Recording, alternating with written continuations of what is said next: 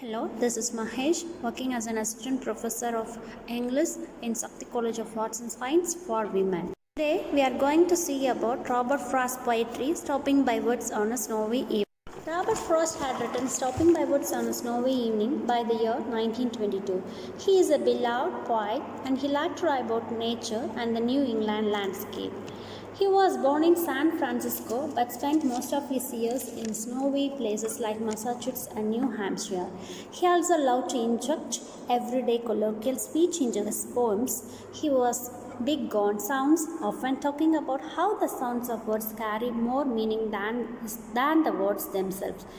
We shall see about the first stanza of this poetry now. Whose woods these are, I think I know. His house is in the village. He will not see me stopping here to watch his woods fill up with snow. Here, the speaker is driving some kind of horse-drawn vehicle, perhaps a carriage, through the woods. He believes that he knows to whom this forested land belongs, but that man lives in the village. The speaker knows, therefore, that the owner will not even know that the speaker has stopped to watch the snowfall here. Now we shall see about the second stanza of this poetry. My little horse must think it queer to stop without a farmhouse near, between the woods and frozen lake, the darkest evening of the year. In the second stanza, the speaker says his horse probably thinks it is strange for them to stop out in the middle of nowhere, rather than at the house, especially because it is so dark and cold. It is, in fact, he says that it is the darkest night of the year. We shall see about the third stanza of this poetry. He gives his harness bells a shake,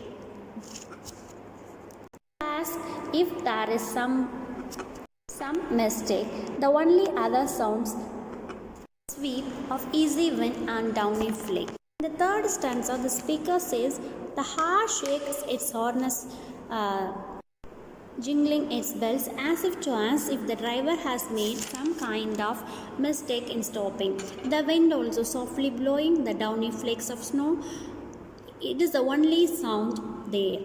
It is in fact a quiet sound. It is nearly silent in these woods. We shall see about the final stanza of this poetry. The woods are lovely, dark and deep, but I have promises to keep and miles to go before I sleep and miles to go before I sleep. In the final stanza, the speaker says that he had a strong desire to stay in the dark, tranquil and silent forest. But Frost feels compelled to keep moving because he has some kind of promise that he needs to keep. The promise means he must continue to travel a great deal further before he is able to stop and truly rest. He feels drawn to remain in this peaceful place set apart from the village. Through the last line of this poetry, that is, and miles to go before I sleep, the author proposes that the speaker has many responsibilities to fulfill before sleeping or dying. These messages, this poetry came to an end.